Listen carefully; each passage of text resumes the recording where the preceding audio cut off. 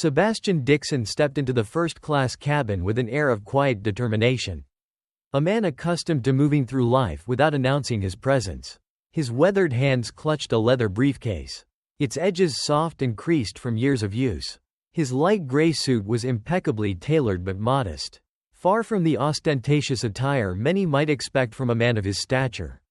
The silver streaks in his neatly combed hair and the gentle lines around his eyes spoke of a life lived fully, though not without its share of hardships. At 60 years old, Sebastian had no need for fanfare. He had long since understood that wealth and status, while useful, did little to define a person's character.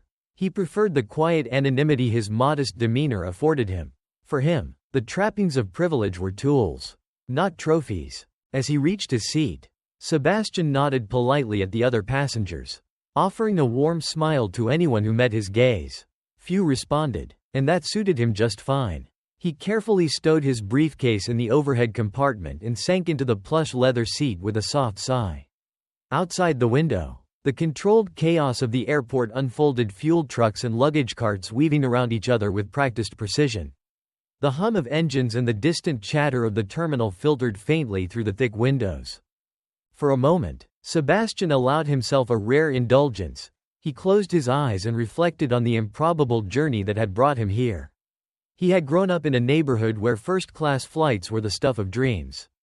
And yet, here he was. He smiled faintly, his thoughts drifting to the philanthropic work that had become his true passion. Building schools, funding scholarships, providing clean water, these were the accomplishments that mattered, far more than his financial success. The cabin slowly filled as other passengers trickled in. A young couple whispered conspiratorially over their seats, their excitement evident. An older man across the aisle adjusted his glasses, engrossed in a book. The soft hum of boarding announcements blended with the clink of luggage wheels against the aisle. All seemed ordinary, even tranquil. And then she appeared. The flight attendant, crisp and composed in her uniform, approached Sebastian's seat with a practiced smile that didn't quite reach her eyes. Her name tag read, Bethany. Her movements were efficient, almost robotic, as she scanned the cabin, her gaze lingering momentarily on Sebastian. "Excuse me, sir," she said, her tone polite but tinged with an undertone of authority. "May I see your ticket?" Sebastian looked up, surprised. "Of course," he replied, his voice calm and steady. He reached into his pocket and handed over the ticket without hesitation. Bethany's smile tightened as she examined the ticket, tilting it toward the light as though verifying its authenticity. The scrutiny was unnecessary, and Sebastian knew it. He had flown with this airline many times before, and his credentials had always been in order. Yet, he said nothing, his expression betraying no hint of irritation. "This doesn't seem right," Bethany murmured, her words as much to herself as to him. Her brow furrowed slightly, her gaze flicking between the ticket and Sebastian's face. "Are you certain you're in the correct cabin?"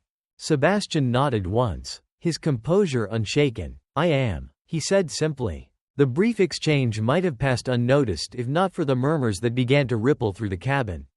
Passengers glanced toward them, some with mild curiosity, others with discomfort. The air grew heavier, laden with the unspoken tension that comes when assumptions collide with reality.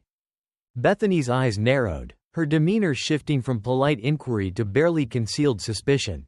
"I'll need to confirm this with the gate agent," she said, her tone clipped. Sebastian inclined his head slightly, a gesture of quiet acquiescence.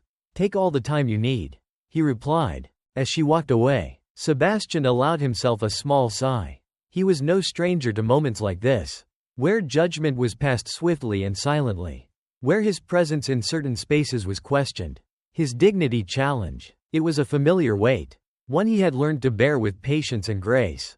He turned his gaze back to the window, the faint reflection of his face superimposed against the bustling tarmac. It struck him then, as it often did, how deeply these small, seemingly inconsequential moments could reveal the fractures in a society that prided itself on equality.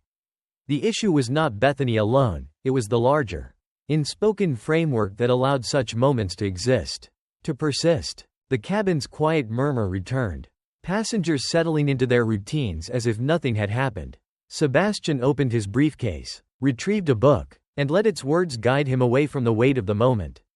Still, he couldn't shake the feeling that this flight would be unlike any other he had taken. That it would offer a lesson he had not yet learned. The lesson, he thought with a trace of irony, was already taking shape, unfolding quietly, much like the small cracks in a wall that eventually bring it down. The plane had settled into the soft rhythm of routine.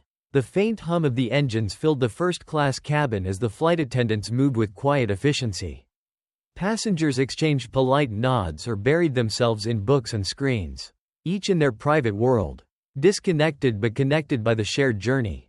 Sebastian Dixon had returned to his book, his calm exterior giving little away about the slap that still tingled faintly on his cheek. His hand rested on the armrest, steady and deliberate, as if by sheer will. He could anchor himself against the currents of indignation swirling just below the surface. This was not the first time he had been underestimated, his presence questioned in spaces where he didn't belong. He had learned to navigate these moments with the same grace and composure that had brought him through a lifetime of struggles. But it was different this time. Sebastian's gaze shifted briefly to Bethany Willow as she passed by his seat. Her movements were sharp, precise, as though she were trying to erase the memory of their confrontation with her efficiency. She carried herself with the rigid pride of someone who believed they had acted within their rights. Her face betrayed no hint of regret or reflection. But there was something in her hurried steps, her avoidance of eye contact, that spoke of unease. He closed the book, the words now a blur, and leaned back in his seat. From the pocket of his suit jacket, he retrieved his phone. A discreet chime had announced the arrival of a message moments earlier. And now its contents brought a faint, almost imperceptible smile to his lips.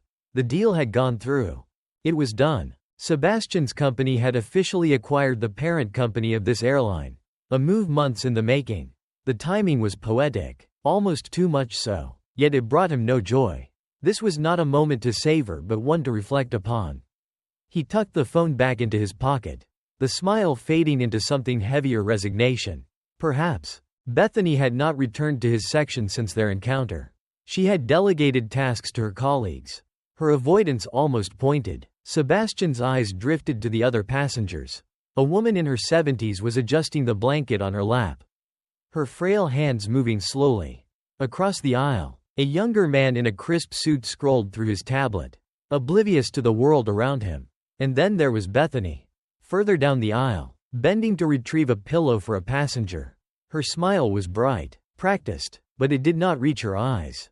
The divide was palpable. It was there in her interactions, in the way her demeanor shifted from one passenger to the next. To the older white gentleman, she offered an easy warmth. To the black family seated at the back of first class, her tone was polite but cool, her words clipped and mechanical. Sebastian watched these small, silent exchanges, each one a thread in a larger tapestry of assumptions and biases. It wasn't the slap that stayed with him, it was these moments. Subtle and persistent, that told the true story. They were harder to confront, harder to name, because they hid behind the veil of routine. A sharp word here, a dismissive glance there, a decision to walk past rather than stop and assist. Sebastian shifted in his seat, his thoughts now turning inward. His own journey had been shaped by such moments, by the quiet weight of being judged for the color of his skin, for the spaces he dared to occupy. He thought of his father, who had labored as a janitor in the very city where Sebastian now owned a high-rise. He thought of his mother, who had taught him to carry himself with dignity no matter how the world sought to diminish him. His fingers hovered over the keys of his laptop before he began to type. The words came slowly at first, deliberate, each one chosen with care. It wasn't anger that drove him but a quiet determination to do something with this moment. He drafted an email to the airline's CEO, detailing the incident with precision and detachment. It was not a complaint but an account, an observation of a system that had failed, not just in one interaction but in the culture it allowed to flourish. As the plane cruised above the clouds, Sebastian's thoughts turned from Bethany to the larger picture.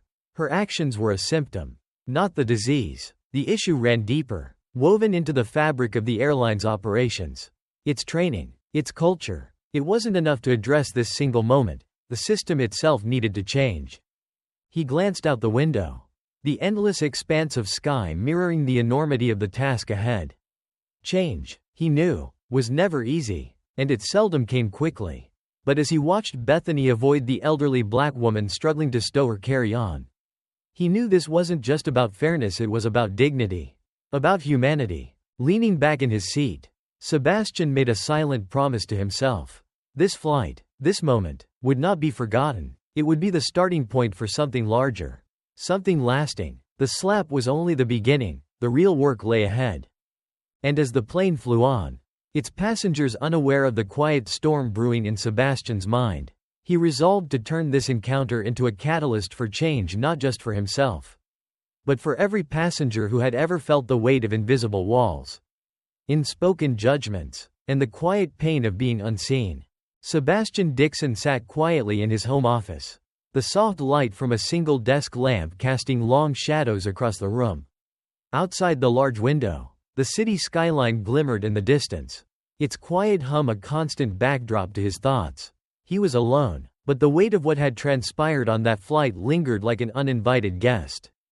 The slap itself wasn't what stayed with him. He had experienced worse in his life. No, what pressed heavily on his mind was the quieter, more insidious thread woven through the incident. It wasn't just Bethany Willow's actions but the silent ascent of a system that allowed them to happen. Sebastian leaned back in his chair, his fingers steepled under his chin. His gaze rested on the framed photograph on the desk, a younger version of himself standing in front of his first office building. His hair was darker then, his shoulders straighter, his eyes carrying the sharp determination of a man with something to prove. He had built his life brick by brick, weathering storms of doubt and prejudice, always moving forward. But this wasn't about him. The slap was a symptom of something far more complex, a quiet sickness that ran deep, manifesting in the smallest gestures, averted gazes, clipped tones, unspoken judgments. He thought of the other passengers on that flight, the ones who had watched and said nothing, not out of malice, he suspected, but out of discomfort, perhaps even fear. Sebastian turned his chair to face the window, the faint reflection of his own face staring back at him. He had seen this before in boardrooms, at fundraising events, in the polite smiles that masked unease. These moments were never about overt hostility but about a subtle, pervasive sense of exclusion, a quiet reminder that no matter how high he rose, he would always be seen as an outsider by some. He reached for his laptop, the smooth keys familiar under his fingertips. The airline's parent company was now his, and with that came an opportunity, albeit one he hadn't sought. His fingers hovered for a moment before he began typing.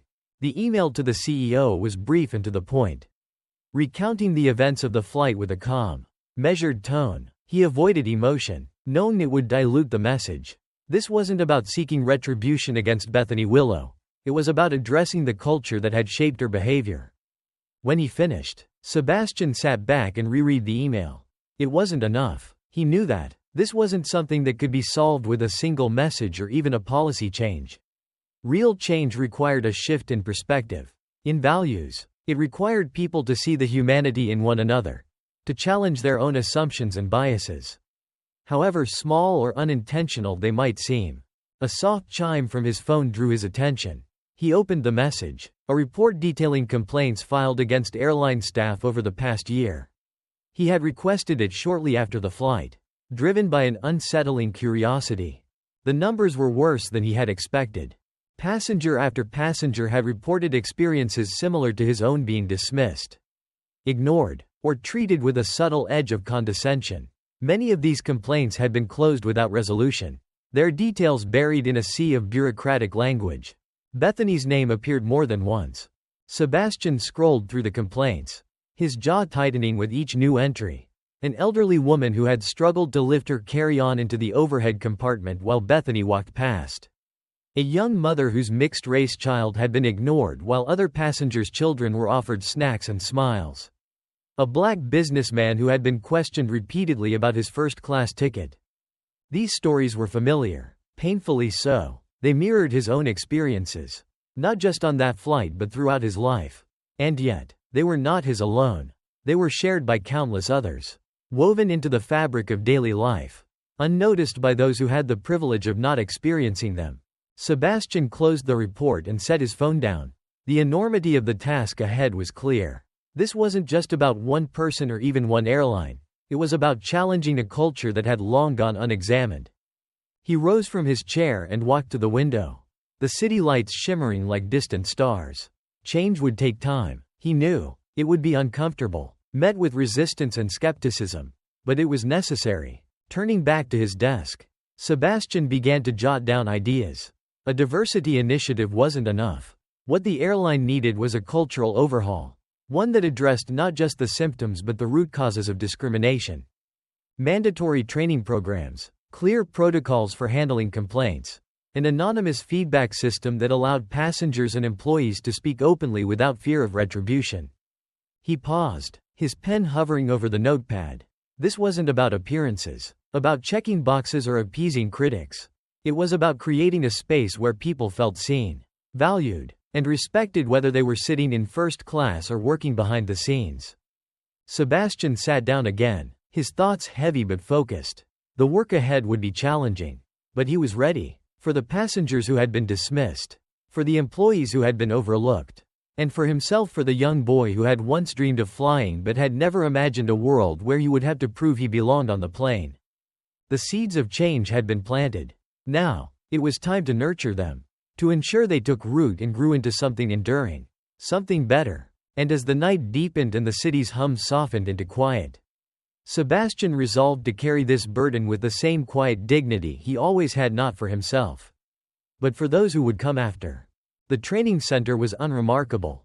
Tucked away in a nondescript building off a busy suburban street. Its gray walls and fluorescent lighting gave it the kind of sterility that seemed fitting for its purpose, a place to address issues most people preferred to ignore. Bethany Willow sat near the back of the room, her arms crossed tightly over her chest, her expression a mask of quiet defiance. The chairs were arranged in a circle, a setup meant to encourage openness. But she felt anything but open. Around her, other flight attendants chatted in low voices, their laughter and small talk grating against her nerves.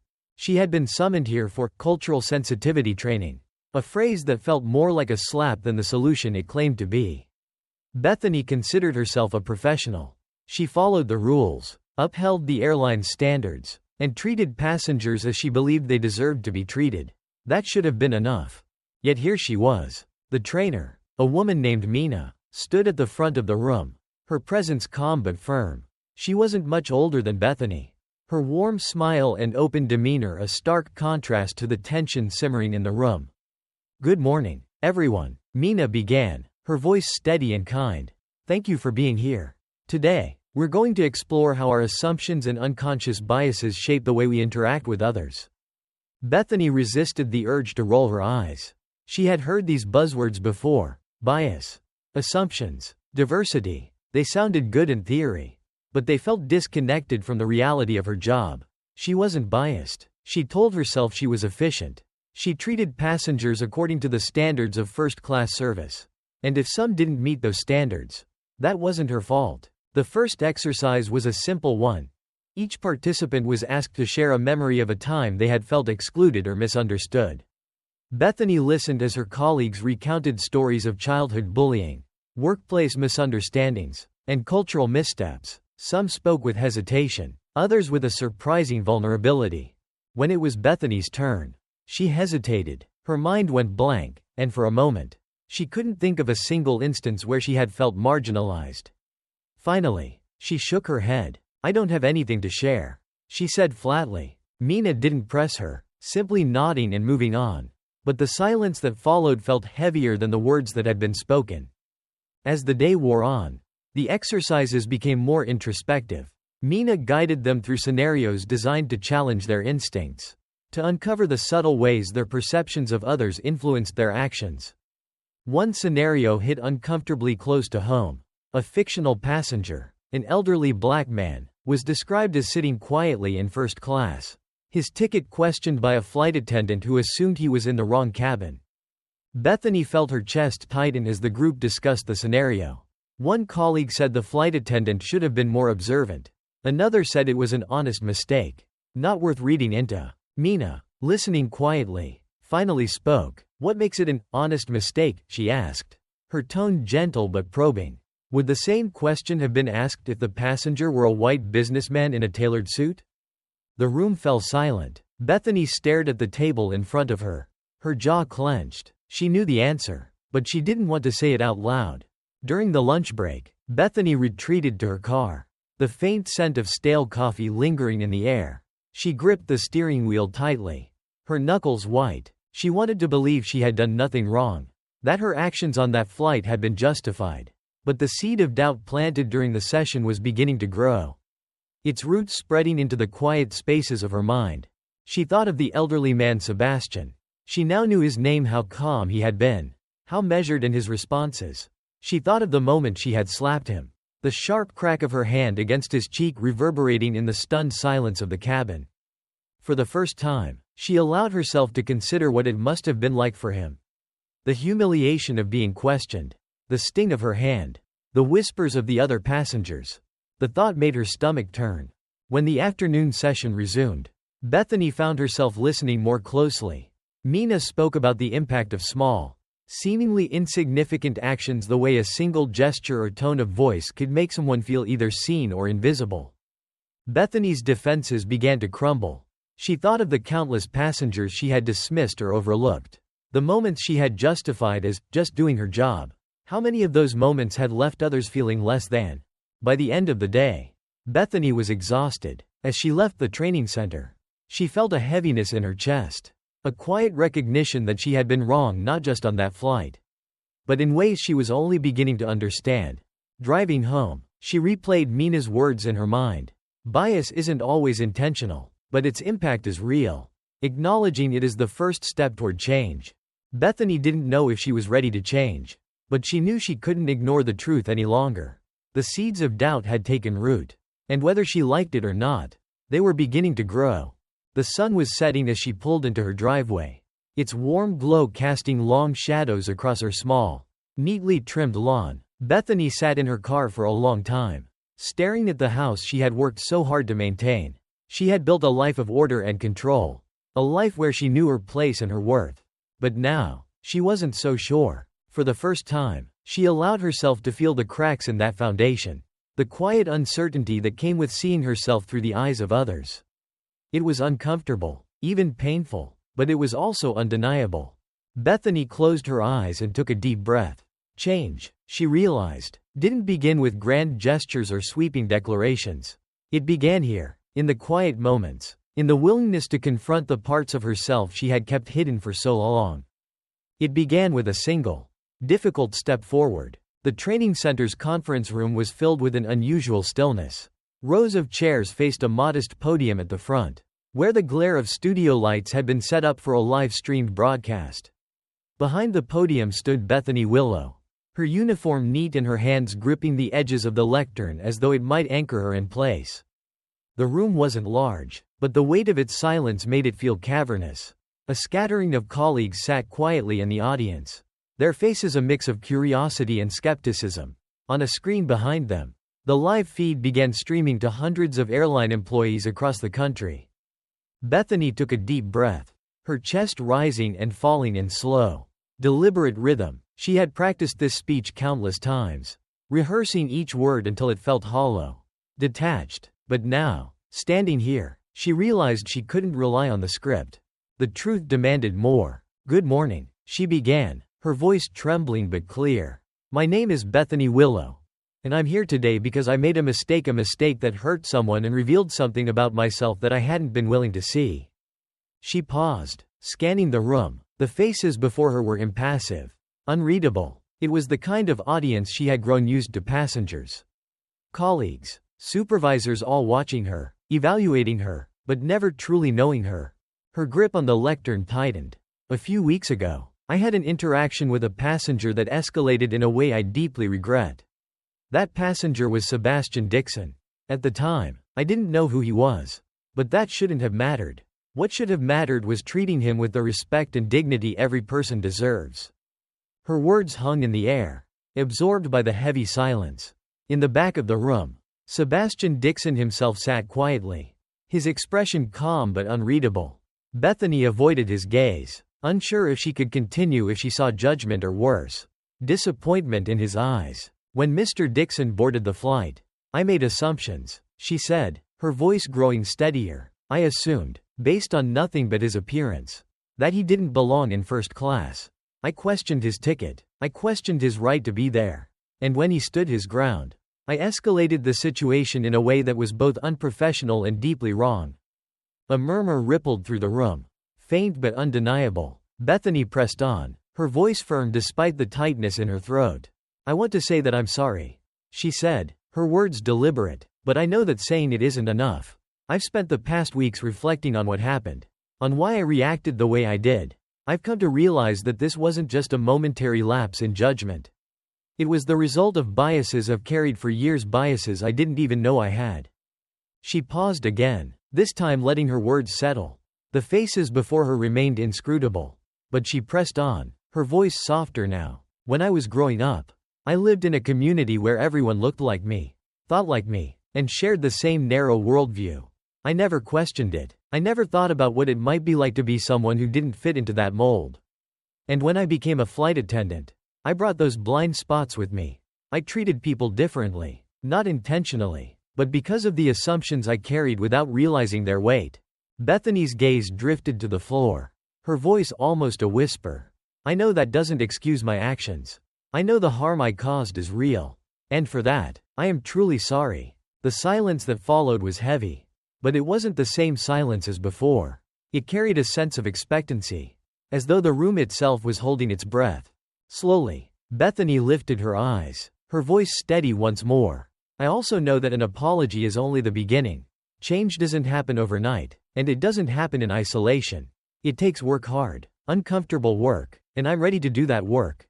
She looked out at the audience, her eyes scanning the room until they finally met Sebastian's.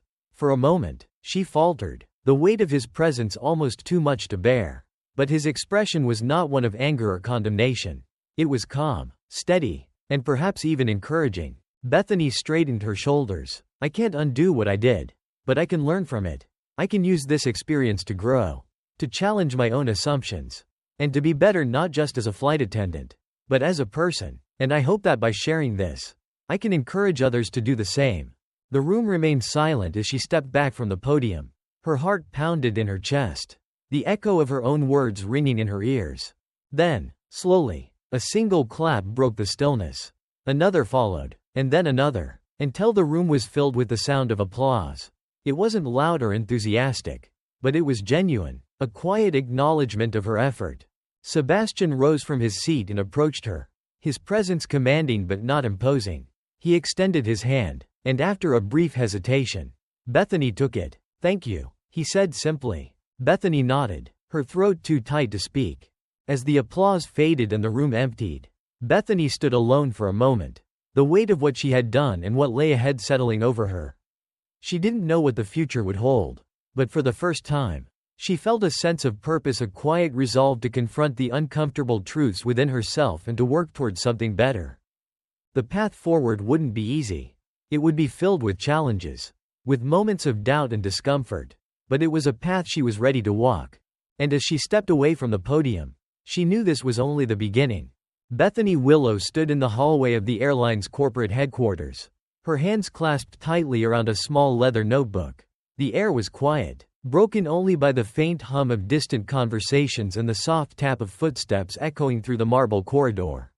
She had been summoned here for a meeting, one that felt both monumental and intimidating.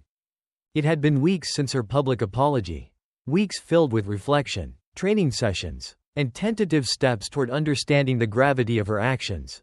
But today felt different. Today, she wasn't just addressing the consequences of her past, she was stepping into the uncertain terrain of shaping the future. The door to the conference room swung open, and Sebastian Dixon stood there, his presence as calm and steady as she remembered. "Bethany," he said with a small nod, stepping aside to let her in.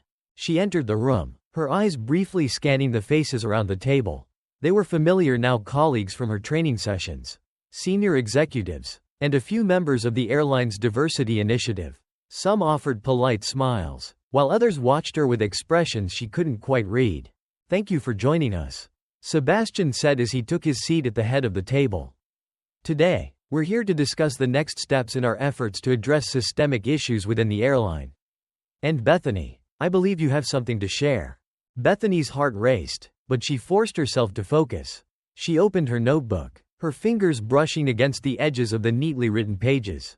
When she spoke, her voice was measured, though tinged with a vulnerability that she no longer tried to hide. I've spent a lot of time thinking about what happened on that flight.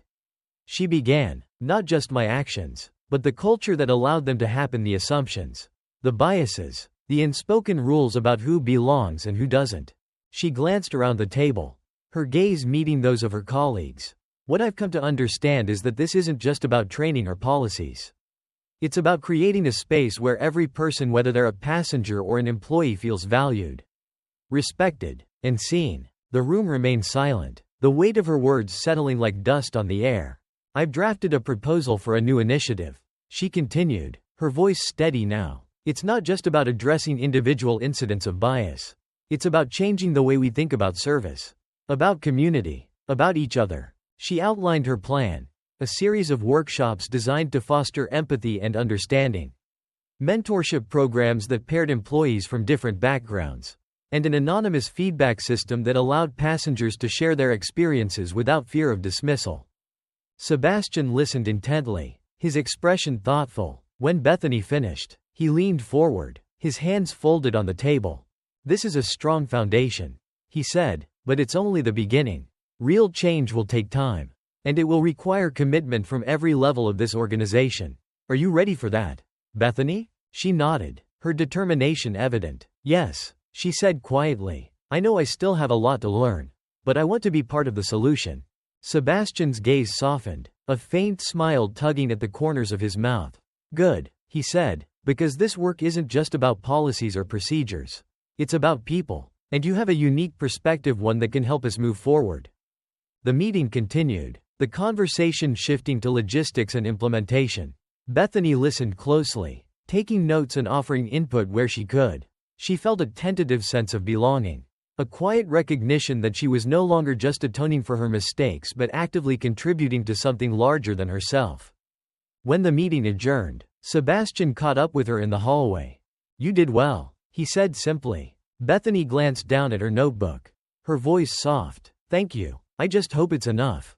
Sebastian placed a hand on her shoulder, his tone thoughtful. It's not about being enough, he said. It's about showing up, every day, and doing the work. Change doesn't happen overnight, but it happens, step by step. She nodded, his words resonating deeply. As she walked out of the building, the afternoon sun casting long shadows across the pavement, Bethany felt a sense of clarity she hadn't known in months. The road ahead would be long, filled with challenges and setbacks, but she was ready to walk it. This wasn't just about redemption. It was about growth, about becoming the person she wanted to be, not just for herself, but for the people she served and worked alongside.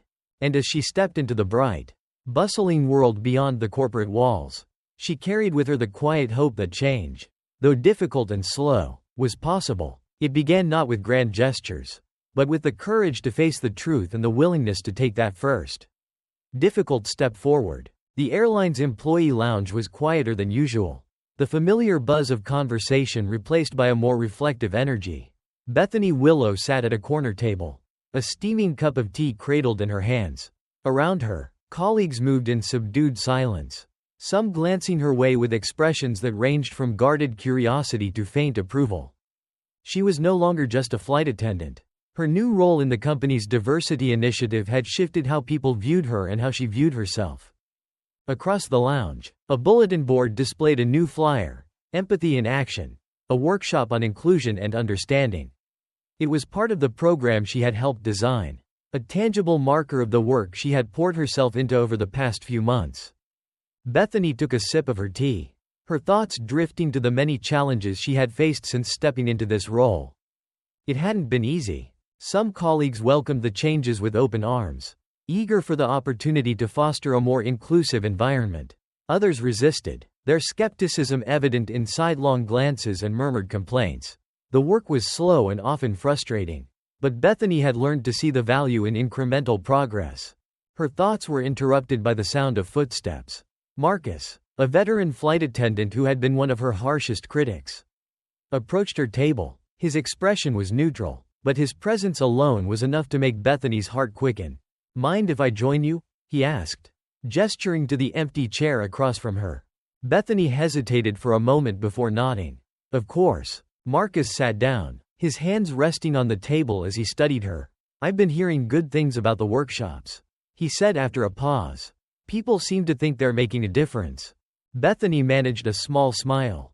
"I hope so. That's the goal." He nodded slowly, his gaze thoughtful. "I'll admit, I wasn't sure about all of this at first. Seemed like a lot of noise about something that didn't need fixing. But I've been thinking about some of the things you've said in the sessions. About how the little things can add up. How what seems small to us might feel huge to someone else."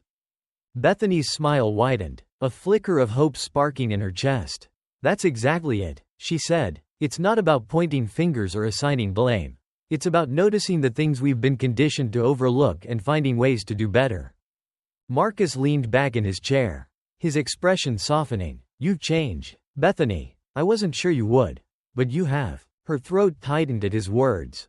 "Thank you," she said quietly. "That means a lot." They sat in companionable silence for a moment before Marcus stood.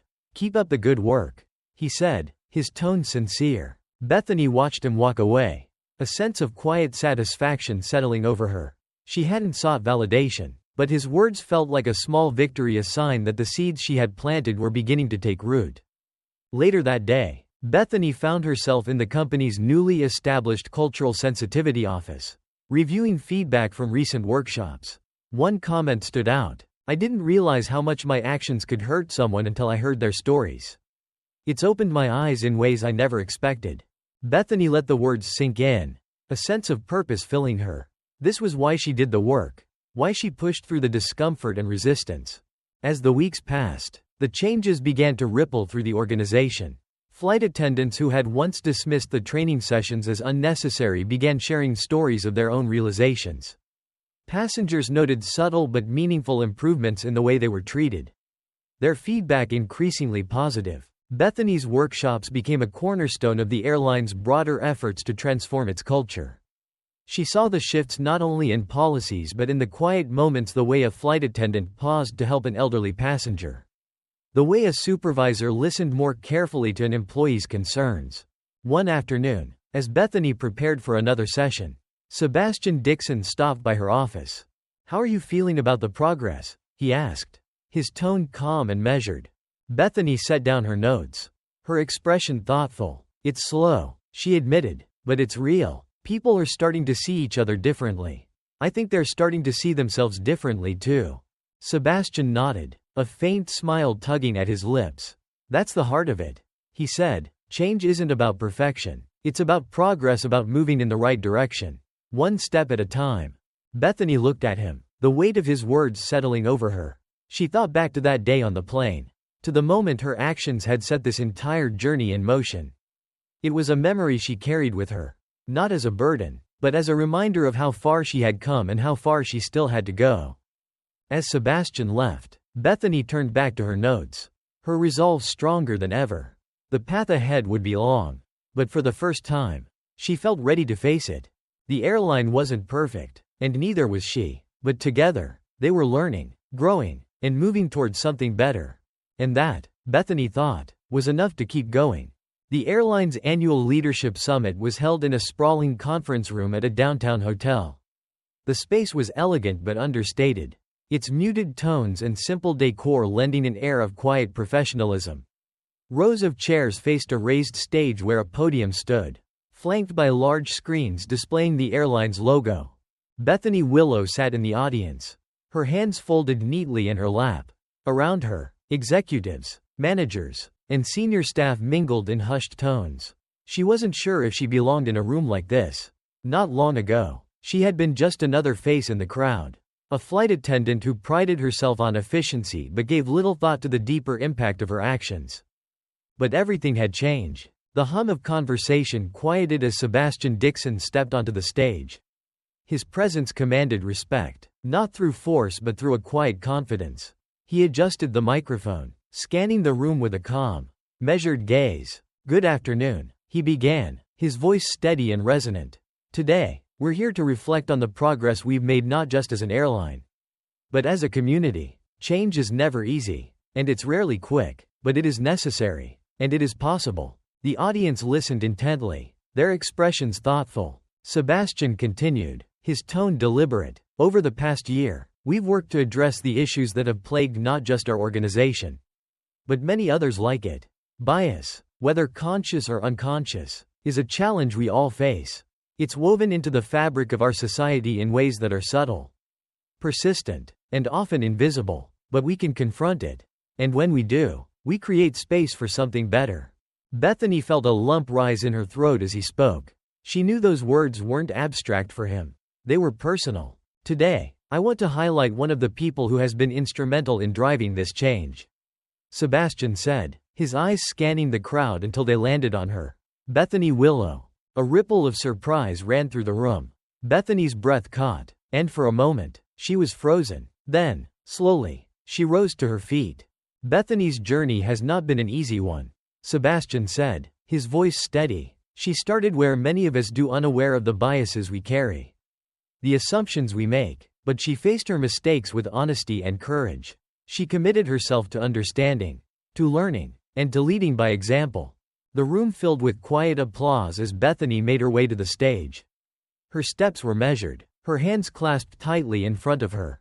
When she reached the podium, Sebastian stepped aside, his expression warm but serious. Bethany took a deep breath and gripped the edges of the lectern. "Thank you," she began, her voice trembling slightly. "When I look back on the past year, I see a version of myself that I barely recognize. I see someone who thought she understood the world, but who was blind to so much of it." She paused, her eyes scanning the room. "What I've learned is that change doesn't happen in isolation. It happens when we're willing to really listen to the experiences of others. It happens when we stop justifying our actions and start examining them. And it happens when we choose humility over pride." Her words hung in the air, the room silent but attentive. "This work isn't easy," she continued. "It's uncomfortable, it's messy, but it's also necessary, because every small action, every choice we make, can either reinforce the walls that divide us or start to break them down." She looked out at the audience, her gaze steady. "I've made mistakes, I've hurt people, but I've also learned that mistakes don't have to define us. What defines us is how we respond to them, how we grow from them." The applause that followed was soft but genuine, a reflection of the quiet gravity of her words. As Bethany stepped down from the stage, Sebastian met her with a handshake. "You've come a long way," he said quietly. "So have we," she replied. The summit concluded with a renewed sense of purpose. As the attendees filed out of the room, Bethany lingered near the back. Watching the crowd disperse, she felt a sense of peace she hadn't known in a long time, a peace born not of certainty, but of commitment. The airline was far from perfect, and so was she, but they were both moving in the right direction, step by step. Outside, the city buzzed with life. Bethany stood on the steps of the hotel, the crisp air brushing against her face. She thought of all the people she had met in the past year, the colleagues who had challenged her, the passengers who had shared their stories, the team that had supported her through her transformation. This journey wasn't about erasing the past. It was about building a future, one where every person felt seen, heard, and valued. And as Bethany walked into the bustling streets, she carried that vision with her, not as a burden, but as a quiet, steadfast hope. Change, she knew, was possible, and it began with her.